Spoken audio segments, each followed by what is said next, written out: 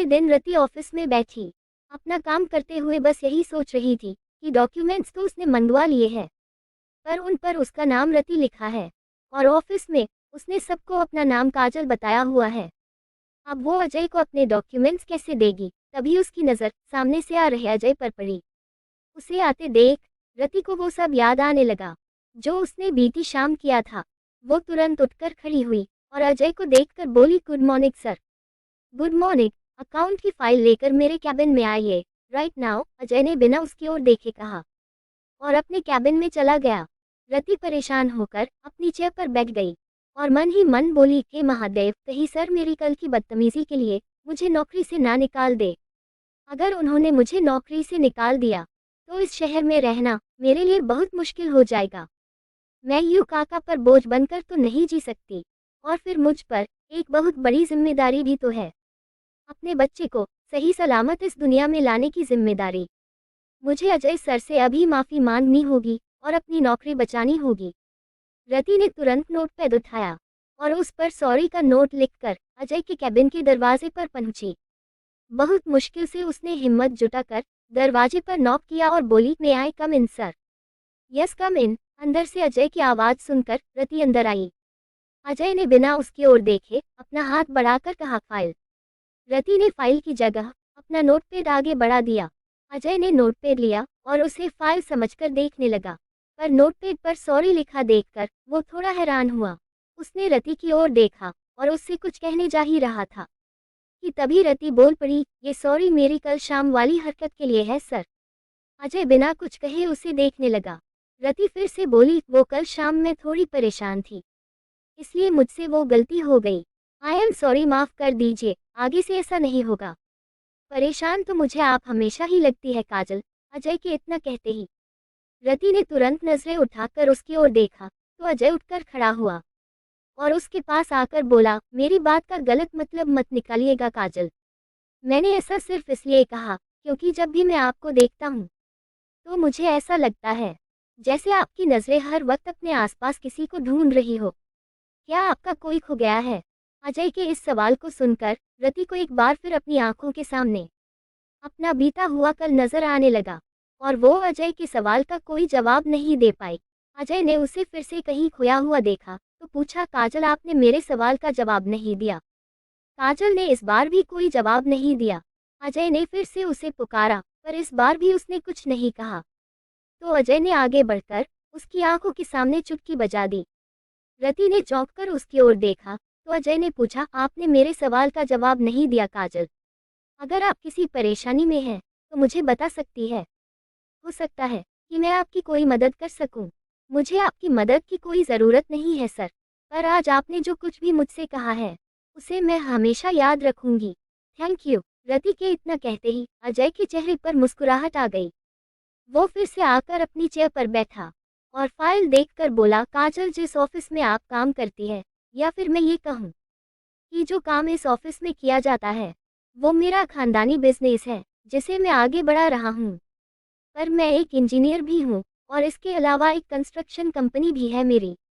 ओंकारेश्वर में एक बहुत बड़ा डैम बनाया जा रहा है जिसका काम मेरी कंपनी करने जा रही है, इसलिए आज से इस ऑफिस का सारा काम मेरे मैनेजर साहब संभालेंगे। इसलिए अब आपको उन्हें रिपोर्ट करना होगा। इस डेट क्लियर। ओंकारेश्वर डैम का नाम सुनते ही रति सोच में पड़ गई, क्योंकि उससे याद आया इस नदी पर डैम बनते देखना उसके पति का सपना था। उसे सोच में डूबा हुआ देखकर अजय ने उसे पुकारा, काजल।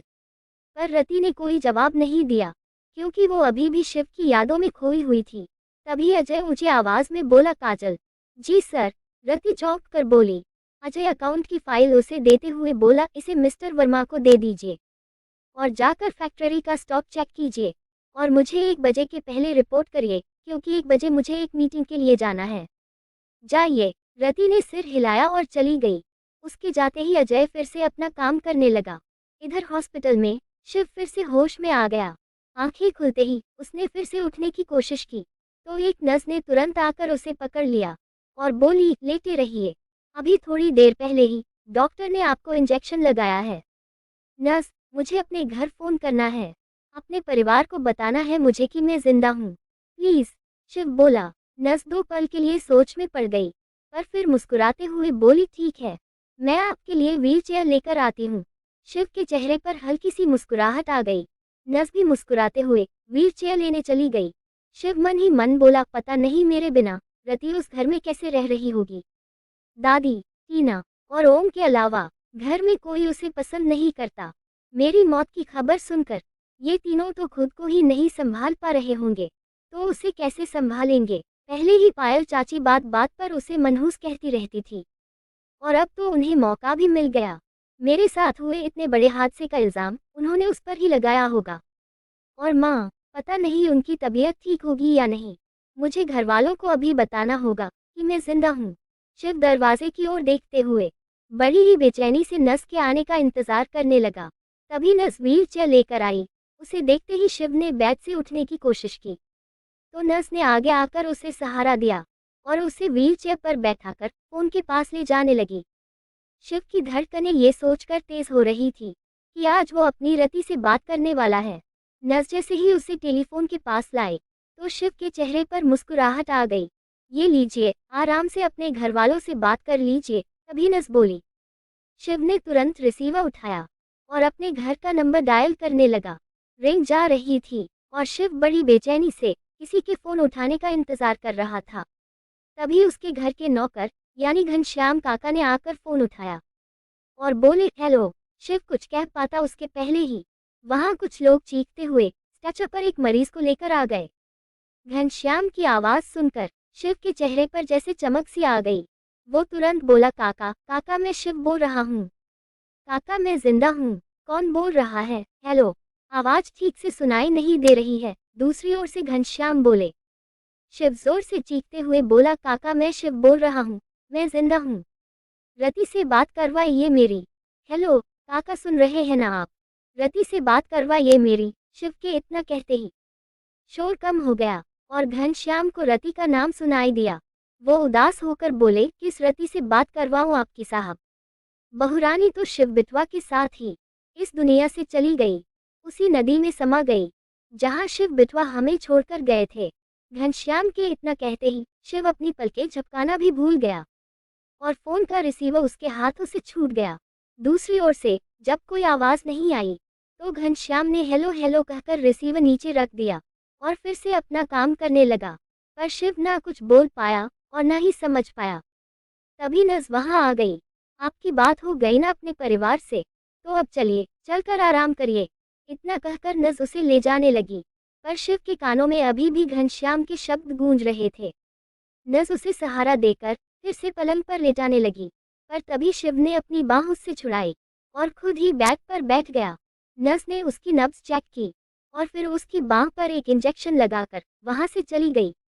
शिव बुत बना बैठा था। कुछ ही पलों में उसकी आंखों से आंसू बहने लगे। उसे रति के साथ बिताया एक एक लम्हा याद आ रहा था। उसकी आवाज, उसकी हंसी, घनश्याम के कहे शब्द, ये सब कुछ उसके कानों में एक साथ गूंजने लगे और उसने अपने कानों पर हाथ रख लिया। तुम ऐसा नहीं कर सकती रति, नहीं कर सकती तुम मुझे छोड़कर नहीं जा सकती। तुम तो हमेशा यही कहती थी ना कि तुम्हारी सांसों की डोरी मेरी सांसों से बंधी हुई है। तो जब मैं जिंदा हूँ तो तुम कैसे मर सकती हो? नहीं मर सकती हो तुम। शिव इतना कहकर जोर से चीखा, जिसकी वजह से उसके सिर में अचानक से तेज दर्द होने लगा। उसने अपने दोनों हाथों से अपने सिर को पकड़ लिया। तभी उसकी आवाज सुनकर डॉक्टर और नर्स दौड़ते हुए वहां आ गए।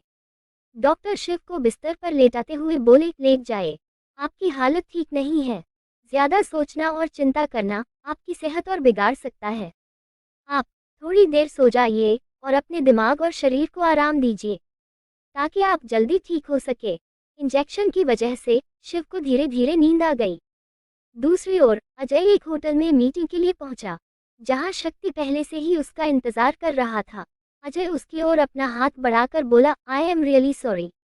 आप इंदौर से यहाँ पहुंच गए और मैं यहाँ रहकर भी लेट हो गया, उसके लिए माफी चाहता हूँ।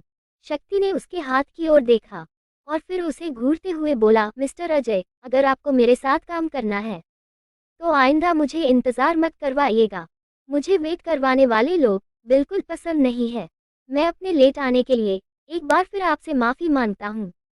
I am really sorry. Ajay के इतना कहते ही शक्ति सामने वाली चेयर की ओर इशारा करते हुए बोला, बैठिए, काम की बात कर ले। श्योर। अजय तुरंत सामने वाली चेयर पर बैठ गया। उसके बैठते ही शक्ति ने एक फाइल उसकी ओर बढ़ाई और बोला, ये ब्लूप्रिंट अच्छे से देख लीजिए। ये मेरे स्वर्गीय भाई शिव कपूर ने बनाए थे, इसलिए ये डैम ऐसा ही बनेगा जैसा डिजाइन किया गया है। गवर्नमेंट से भी ये अप्रूव हो चुका है, इसलिए मैं चाहता हूँ कि नेक्स्ट वीक से इस प्रोजेक्ट पर काम शुरू हो जाए। और क्योंकि आप इस प्रोजेक्ट के इंचार्ज हैं, तो ये आपका काम है कि ये डैम वक्त पर बनकर रेडी हो जाए। अजय तुरंत बोला, जी सर, मैं जानता हूँ। मैं आज ही सारे सप्लायरों से बात करता हूँ। मटेरियल की टेस्टिंग भी जल्द ही शुरू करवा देता हूँ। नहीं, आप सिर्फ सारे मटेरियल सप्लायरों की मीटिंग अरेंज करिए, उनसे बात मैं खुद करूँगा। शक्ति की बातें सुनकर अजय उसे हैरानी से देखने लगा। तभी शक्ति ने उसकी ओर देखा और फिर से बोला, अब चलिए और मुझे साइट विजिट करवाइए। वक्त की कमी है मेरे पास, चलिए। शक्ति इतना कहकर अपनी चेयर से उठा और चश्मा लगाकर आगे बढ़ने लगा। अजय कुछ देर वहीं बैठा शक्ति के बारे में सोचता रहा, पर तभी शक्ति ने अपने कदमों को रोका और पलटकर अजय की ओर देखकर बोला, मिस्टर अजय, मैं आपका इंतजार करने के लिए अपना काम छोड़कर यहाँ नहीं आया हूँ, चलिए। Yes sir. अजय तुरंत उठकर तेजी से शक्ति के पीछे चल दिया।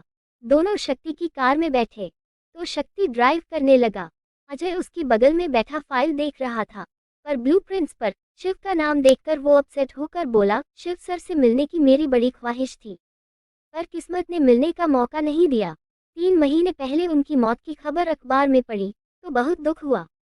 उसकी बातें सुनकर शक्ति भी बोला, इस नदी पर डैम बनते देखना मेरे भाई का सपना था, जान लगा दी थी उसने गवर्नमेंट से इस प्रोजेक्ट को हासिल करने में। अब मैं उसके इस ड्रीम प्रोजेक्ट को पूरा करना चाहता हूँ, इसलिए कोई गलती नहीं चाहता। साइट पर पहुँचते ही मुझे सारे मटेरियल सप्लायरों की लिस्ट चाहिए। अजय ने आहिस्ता से सिर हिला दिया। तभी उसे कुछ याद आया। वो शक्ति की ओर देखकर मन ही मन बोला, ओह गॉड, मैं मटेरियल सप्लायरों की लिस्ट वाली फाइल तो ऑफिस में ही छोड़ आया हूँ। ये बात अगर मैंने शक्ति सर को बताई तो इनके तेवर देखकर तो लग रहा है कि ये अभी और इसी वक्त मुझे इस प्रोजेक्ट से बाहर कर देंगे। मुझे कैसे भी करके ऑफिस से फाइल मंगवानी होगी, पर कैसे? साइट पर तो टेलीफोन भी नहीं होगा, मैं ऑफिस फ़ोन करूँगा कैसे? अजय यही सब सोचकर परेशान हो गया और फिर से मन ही मन बोला, काश कि कोई ऐसा टेलीफोन होता जिसे हर पल अपने पास रखा जा सकता और जब चाहे, जिस वक्त चाहे, जिससे चाहे बात की जा सकती। तभी उसकी नज़र एक दुकान पर पड़ी। वो तुरंत शक्ति से बोला, सर प्लीज़ ज़रा गाड़ी रोकिए, मुझे प्यास लगी है। मैं सामने की दुकान से पानी पीकर बस अभी आया। शक्ति ने उसे घूरा, पर ना चाहते हुए भी उसे अपनी गाड़ी रोकनी पड़ी। उसकी गाड़ी रोकते ही अजय गाड़ी से उतरा और दौड़ता हुआ दुकान में पहुंचा। उसने पलटकर गाड़ी में बैठे शक्ति की ओर देखा और फिर दुकानदार से बोला, मुझे एक फ़ोन करना है। कर सकता हूँ। क्यों? ये टेलीफोन क्या तुम्हारे बाप ने लगवाया है? जिसे देखो फ़ोन करने चला आता है, सामने खड़ा दुकानदार बोला। अजय ने उसे घूरते हुए अपनी पेंट की जेब से वॉलेट निकाला और उसमें से 20 का नोट निकालकर उसे देते हुए बोला, अब तो कर सकता हूँ ना? हाँ साहब, ज़रूर कर सकते हो, आपका ही तो टेलीफोन है। दुकानदार की ये बात सुनकर अजय ने अपना सिर हिलाया और तुरंत रिसीवर उठाकर नंबर डायल किया। दूसरी ओर ऑफिस में लंच ब्रेक हो चुका था, इसलिए रिसेप्शन पर कोई नहीं था। बस रति अकेली अपनी डेस्क पर बैठी काम कर रही थी। टेलीफोन की ट्रिंग ट्रिंग की आवाज़ उसके कानों में पड़ी तो उसने अपने हाथ में ली हुई फाइल टेबल पर रखी और फिर रिसेप्शन पर आई। उसने रिसेप्शन पर आकर इधर उधर देखा तो उसे कोई नज़र नहीं आया। वो रिसीवर उठाकर बोली, हेलो। रति की आवाज़ सुनकर अजय तुरंत बोला, काजल, मैं मटेरियल सप्लायरों की लिस्ट वाली एक ज़रूरी फाइल गलती से अपनी टेबल पर छोड़ आया हूँ। नीले रंग की फाइल है, प्लीज़ उसे सुनील के हाथों मेरे बताए पते पर अभी और इसी वक्त भिजवाओ। जल्दी से एड्रेस नोट करो। जी सर, 1 मिनट। इतना कहकर रति ने नोटपैड और पेन उठाया। अजय ने जल्दी से उसे एड्रेस नोट करवाया और बोला, प्लीज़ काजल, फाइल जल्दी भिजवाओ। जी सर। रति के इतना कहते ही अजय ने रिसीवर नीचे रखा और दौड़ता हुआ चला गया। रति भी जल्दी से अजय के कैबिन में आई। उसे नीले रंग की फाइल सामने टेबल पर ही मिल गई थी। उसने फाइल उठाकर देखी और उस एरिया में पहुंची जहां सब लंच कर रहे थे। उसकी नज़रों ने सुनील को ढूंढा तो वो वहीं बैठा खाना खा रहा था। सुनील जी को खाना खाते वक्त परेशान करना ठीक नहीं है। ये जगह ज़्यादा दूर नहीं है, मैं खुद ही चली जाती हूँ, रति खुद से बोली। और फिर से अपनी डेस्क पर आई। उसने अपना बैग उठाकर कंधे पर डाला और वहाँ से लेकर चली गई। लेखिका कविता वर्मा।